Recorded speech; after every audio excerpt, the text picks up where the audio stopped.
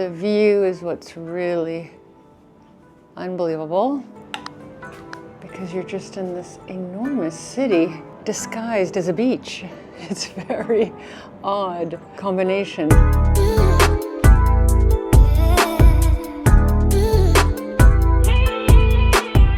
We're late. Darling, are you saying we're late and we haven't even begun? That's right, come on. Guys, this was the most painful packing that I've done this year. It was really hard. The reason why this was the toughest packing trip of the year is that I have to pack for 2 locations. 2. And the locations couldn't be more different from one another. And there are a lot of restrictions with the packing of location 2. So that was the issue. I can only take 33 pounds to location number 2 because that's how it has to be. There's a small plane that you have to get on. First of all, you can't wear any jewelry where we're going. So then I'm like, well, where's my bijouterie? I mean, it was like a lot of different things that I had to think about. Then I had to remember to take all sorts of meds, shots. We're going to Africa on a safari, which is our second location. And our first location is Dubai. And Dubai is very vastly different from, the trip itself. What we're doing in Dubai is very different than what we're doing in Africa. So it just was like, I did it, and now I'm going to finally relax. Are you relaxed now? Okay, so we are in the car headed to the airport, LAX.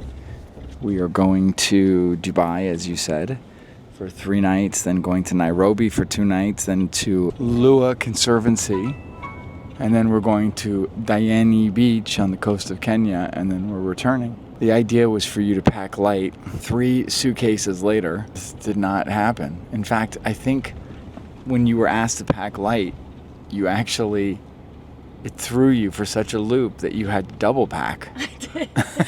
4 belts, happened? 4 belts, 4 belts. 4 belts. 4 pairs of sunglasses. 4 pairs. Then she accused me that the reason why we might be overweight is because my passport is so heavy. No, I said, I'm carrying your passport. I know what you said.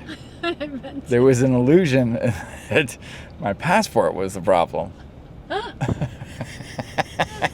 mean, I've never seen anything like it. it wasn't that.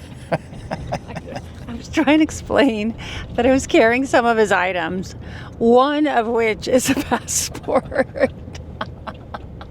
Not that the passport was a problem, but I couldn't think of what else I was carrying. That was his, so I could blame him. Oh my God. Guys, this is going to be a very, very crazy trip. We'll see what happens. One more time. Oh, he has something to say.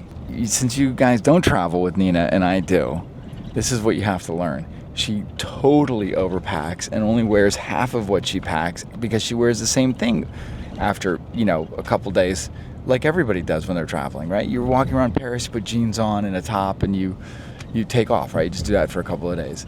So you forget that. So you have a new outfit for every day, but you're not actually going to wear a new outfit for every day, especially on safari. In anticipation of this fun trip to Kenya, I purposely packed safari outfits. Like, I've been planning my safari outfits. So I have like 6 or 7 safari outfits. But then Devin said we're only there for 4 days. Yeah, 4 days. 4 days. So 7 outfits, 4 days.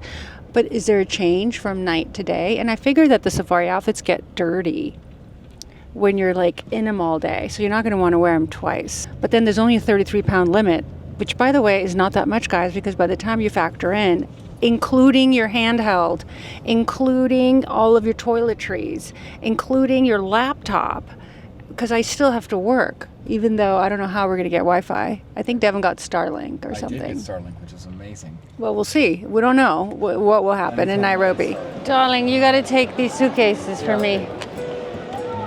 It's too much for me. Guys, we made it to the airport, and boy, am I glad to be flying Emirates. There's nothing better than this gorgeous airline. I flew on the Emirates when I went to Bahrain a few years ago for work. Believe it or not, we were doing something with the royal family, design. cart part is over. We are checked in. I am wearing, for my fit check, my Fabrique jeans you guys have seen. I mean, I have so many of them. I will link the ones that I'm wearing here.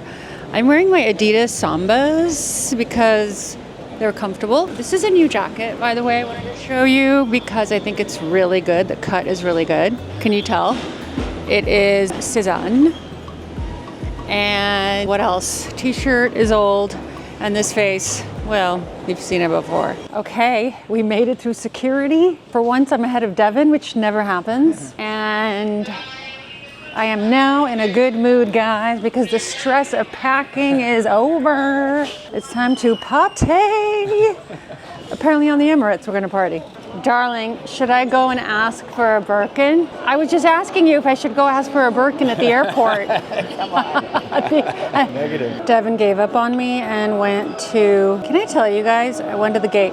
I have been wearing Spice for decades, and I have to say it's one of my favorites. I think I'm gonna buy one because I never have time to go to the mall and get one. So definitely Spice is a must. In fact, I have this much left of my Spice. Wow, what a gorgeous palette. What's this called? Okay, do I get a little bag? We just charge 75 cents for it. That's okay, I'll just put it in my purse. I just tried on this lipstick, which is the Hermès. It's called Rouge Hermès Beige d'Obli 23 Matte. What do we think? So we are on a double decker. 747 has to be, which is really fun because you're on this. This is one of the biggest airplanes ever made.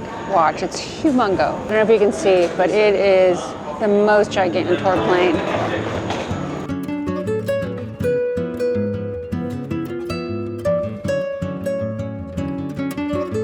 We finally made it on the flight. There was a couple delays, but I have to say my favorite part of being on the Emirates is the cute stewardess outfits. They are so cute. They have this cute little hat, which this is the pillbox hat, which by the way is so trending right now. It's adorable. I want one so bad. What if I ask them for it? Can I have one of those?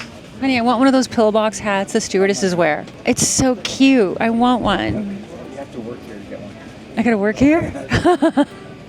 That's a hard job. Look at the wood detail. This is real wood they put around the window.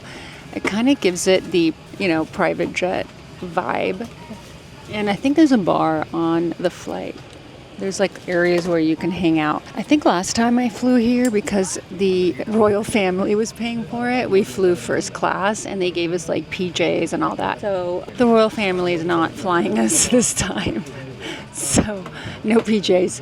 Or maybe I'll find some, I'll let you know. What I like to do for every flight is download a bunch of good Netflix shows. So I downloaded a bunch of these number 1, number 2 Netflix shows. One of them is about murder. And they're like really trending right now. So I'm going to be watching that. It's a little intense, but I do enjoy it. And I'm just going to sleep, relax, eat, and hopefully we will make it safe and sound to Dubai, and at which point I will definitely be back. Something important I forgot to mention is that the flight is approximately 16 hours, which is pretty long, but it is a very, very long journey. So I hope I'll be able to sleep part of the time, but I'll certainly be watching and snacking. I forgot to mention that we are on an Airbus A380. For those of you wondering, I thought it was a 747 double-decker, but it's the A380. This is my son's favorite airplane. He is an aerospace engineer, and when he was little, he would make us take specific planes to destinations because he loves airplanes and flight and so forth. So I'm going to send him a photo of us on this plane. Best part is they've made my bed. They basically bring sheets and covers, very soft pillows, and I put on some PJs. I left my t-shirt top on, but I put my PJs. Devin is wearing his entire PJ set. He's like, I'm going all in. PJ pants. By the way, these are the most comfortable PJs I have ever been in my life. Would you agree? Completely. They're so comfortable. Pillows, sheets. Oh yeah, down, comforter. This could be the vacation. In fact, Just getting on this and then coming back. I would argue that this was the vacation. If we just head home now, we're done. We basically had our vacation. All right, so now we need to pick out what movie I need to see, and I need help. The Apprentice? I've already seen it. Is there something else? Oh, you've already seen it? Yeah, I saw it on TV, and I fell asleep. What do you mean you fell asleep?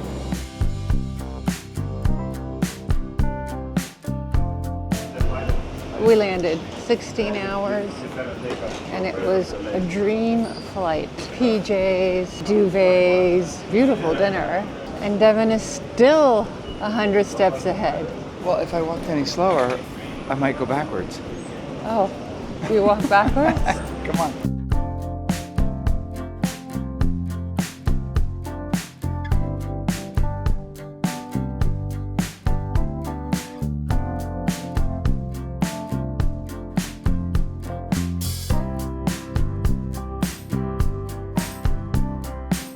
Okay, we finally made it to our hotel. We're staying at the one and only, what's it called? Mirage? Royal Mirage, which is part of the same one and only family of hotels. It's dark because we landed at night. It's about 8:30 at night. We left LA approximately 5 p.m. and I'm going to show you the entrance. So you go past a gate and down this windy road.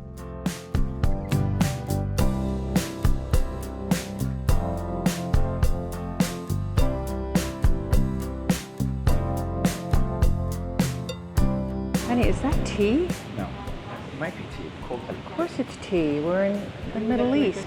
Yes, I'd love one. Thank you. Thank you so much. It almost feels like you're in a mosque.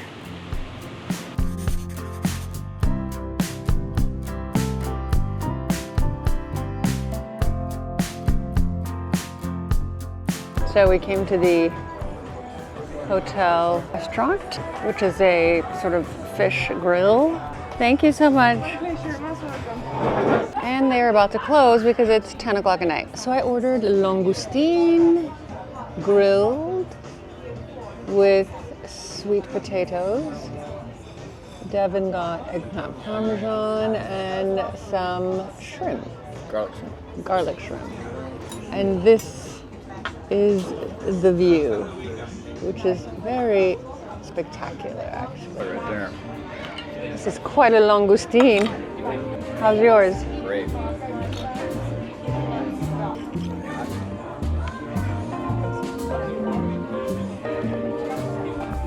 Delicious.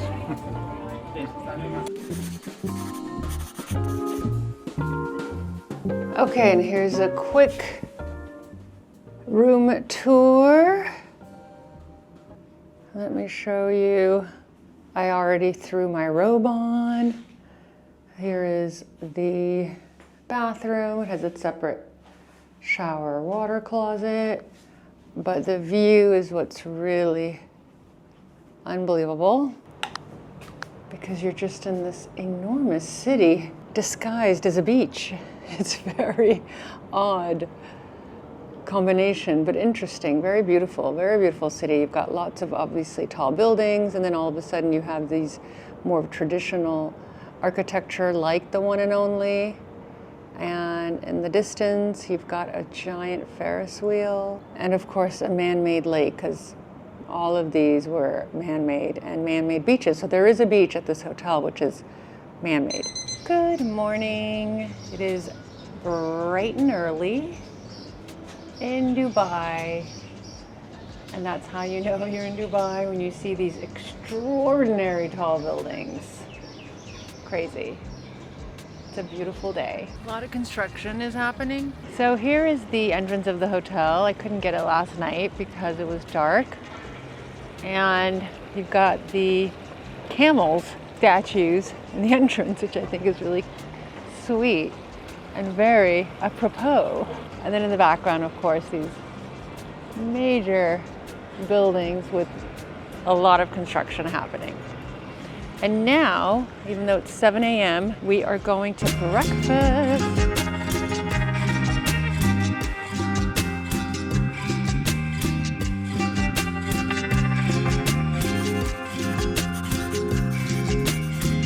Thank you, darling. Good morning, how are you? Fine, thank you. How are you today? Great, thank you. I don't know about you guys, but a chocolate tower for breakfast is ridiculously good idea. In fact, I think I'm gonna immediately start with the chocolate tower. Right? Chocolate tower. Look at that. Holy moly. I knew there was a reason I belonged here. And that's going straight in my mouth. So the choices are endless. You can have a Middle Eastern breakfast with feta pancakes. Not sure what this is. So many goodies. Pastries of all kinds. I don't know what this is. Oh, there's all kinds of maple syrup and chocolate sauces. They love their sauces here. This one's Nutella. I got mango, which is my favorite fruit on the planet, and raspberries. And yogurt with smoked salmon and some bread. Just a little bit of bread, not that much. You? Oh yeah, don't forget my eggs. And watermelon juice, which I absolutely adore. Devin is having a mint lime juice. Fruit. By the way, you went to the kids station and picked up donuts. You know that was for the kids, right? They literally had kid plates with like little cartoons on them. He picked one of those up and grabbed the donuts. You had dumplings? Mm-hmm. I also got some Persian cucumbers, which I love. Even though it's breakfast, why not? Let me try your coffee. So I want to try Middle Eastern. I mean, who knows how Middle Eastern a hotel like this is, but it actually looks pretty Middle Eastern.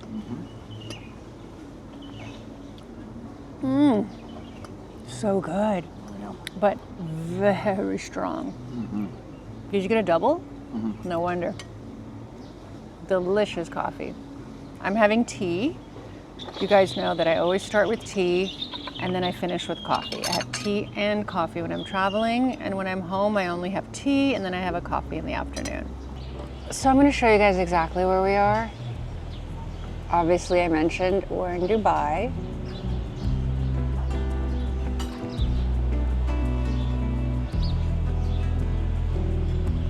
And voila, this is our hotel, the one and only Royal Mirage, which apparently has a beach, and it is right near the Palm Jumeirah, which is very famous, and we are very close to Iran, which is right here, my country. This is where my father was born, in Shiraz. Here we are, and we are right there on the blue dot. And if you zoom out, which I just did, you will see Russia is here. We are right here in this blue dot. You've got Iran, Afghanistan, Saudi Arabia, and then obviously Ethiopia, Somalia, Tanzania, and then you are in Africa down here. Okay, quick little history lesson about Dubai, which is very important, because Dubai essentially was just a little trade port. Its first archaeological sort of evidence of human beings on this land was somewhere in the 3000 BCs, with settlements of people doing pearls and fish. And essentially the reason why Dubai was critical is that it connected two countries, which was Oman and Iran. Not Oman and Iran, no, Oman and Iraq. And that allowed for trade to work seamlessly until a settlement came in. Okay, hold on. This is the History Channel? This is the History Channel. So Devin just brought me a bunch of new fresh mangoes. We should have warned the hotel. And he said we should warn the hotel about my mango consumption, because if there are mangoes, I will eat them until my nose turns orange. Tell them the story about Fact. Anyway, cut to modern day, which is essentially what happened is somewhere in 1833, the Maktoum family, or a Maktoum leader, came and settled in the area, declared victory, and basically took over. And he declared victory from Abu Dhabi. And so Dubai is now its own sole entity and is now being run by the Al Maktoum family, which is the royal family here. And it's a very progressive, very modern, obviously civilized city, which got a tremendous amount of wealth and money due to oil. That's correct. They located and found oil somewhere in the 60s, right, honey? I believe it was 1966 where they located a ton of oil, and then they struck it rich. And ever since then, it's just been a boom of commerce and lifestyle and economic sort of growth. And that is Dubai history. By the way, Devin just remembered, it's pearl farming. Darling, I was thinking, Yeah. you know how Dubai struck it really rich because they encountered oil? Yeah. Well, you know how our land has never been developed on until we bought it and built our home. What if there's oil below our property? Like, how would we know? Okay, guys, I finally got dressed. Devin went to the sea and swam, and the beach too, right? Yeah. Obviously. Full end beach. Sandy beach. Not a rocky beach. I'm wearing this cute little set from Miu Miu, shorts and top and suede, and my Alaya mesh shoes, and the city awaits. Let's go find out what we're gonna do today. And by the way, I am here for work, so tomorrow is gonna be a work day, unfortunately. So today we're just gonna run around and see as much as we can. And tomorrow we're gonna concentrate on Sotheby's International. Here is the view. It's just magnificent. And so almost very futuristic in a way, and a very happy place. People here are very happy people. Especially the people who work here are very kind-hearted people. And what I love the most is that they put their hands on their hearts when you walk by, and they say, Salam alaikum, Salam alaikum. Devin's picked that up already. And that's Arabic for howdy doody.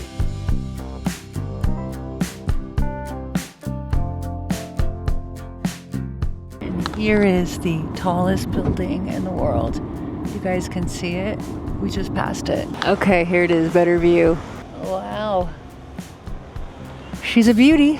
Tallest building in the world, guys. We made it to the biggest mall in the Middle East, called the Dubai Mall. And we had to check it out because everybody says you have to go to the mall, which is so weird that it is a huge attraction. This Angelina, I couldn't believe it. By the way, everything is written in both Arabic and in English. And I just want to say I can read Arabic. So I'm very proud of myself because I'm practicing my Arabic. Like that says Calvin Klein in Arabic, and then underneath it says Calvin Klein. How about that? Let's see why people love this mall so much. Let's check it out.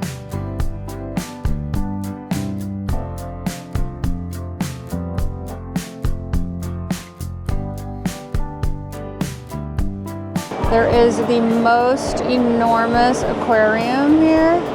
It's just hard to believe. There's all sorts of sharks.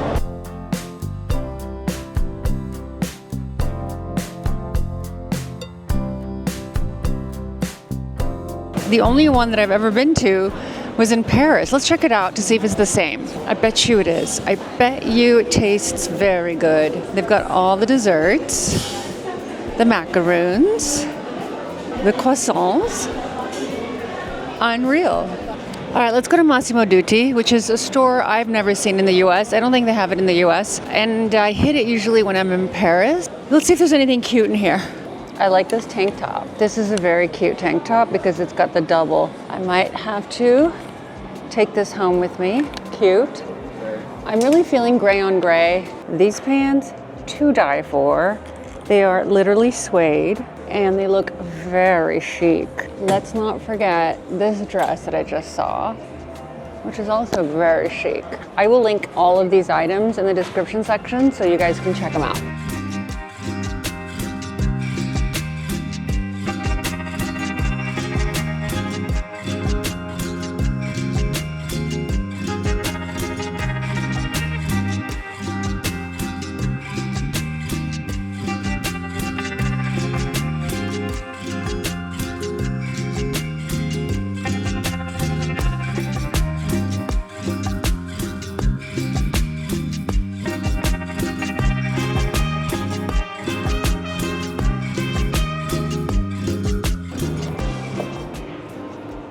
There's something interesting about this shoe. They're extra cute. I've never heard of the brand. Look how cute that is.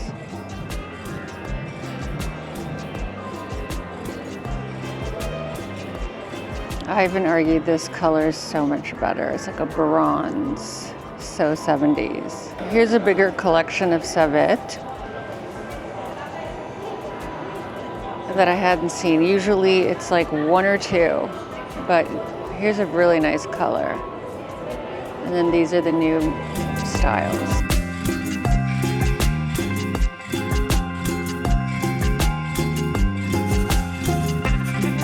We came to Angelina because my blood sugar fell.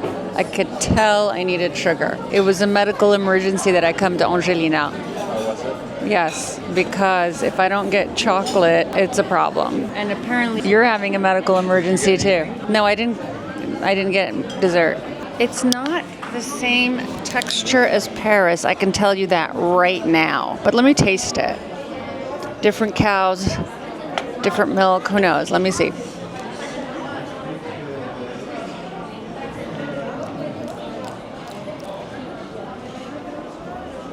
It's not Paris, guys. Sorry to disappoint. It's not at all what it tastes like in Paris, but it's good, but it's not Angelina.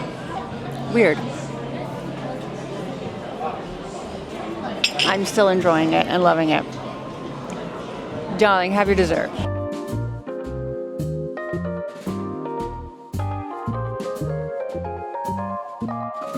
Guys, we made it to the only 7-star hotel in the entire world, the Jumeirah Burj Al Arab. And I have obviously never been here, so we're going to check it out and see. We've come here for dinner, and I'm very curious to see what makes this place a 7-star hotel. There's the Al Maktoum family. This is the royal family.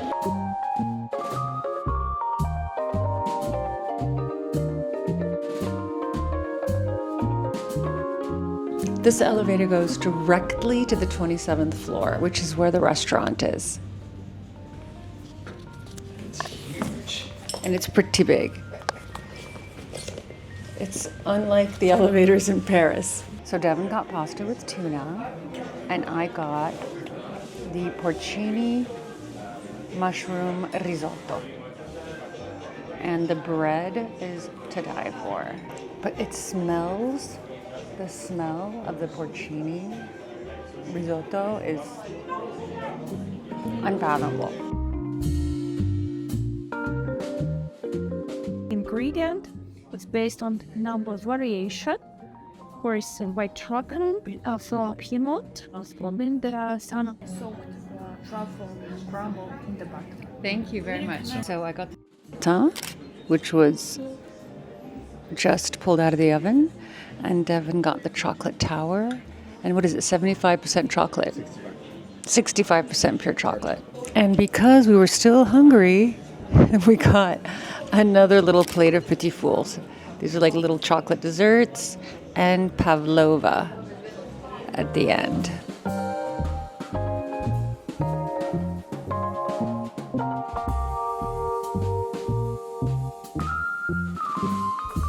It's 24 karat gold.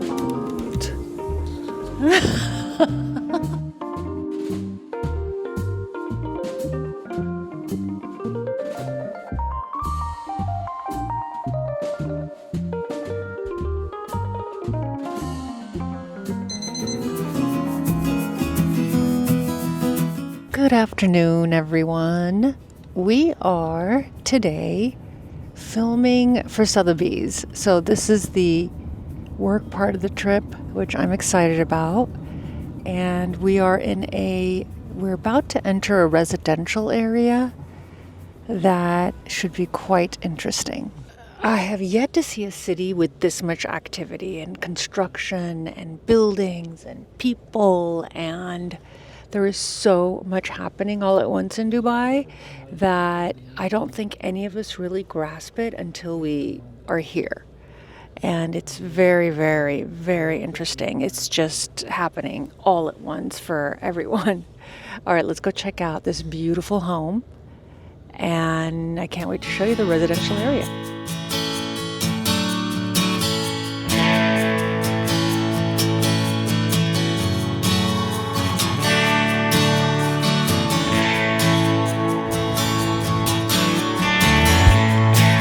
Hello. How are you?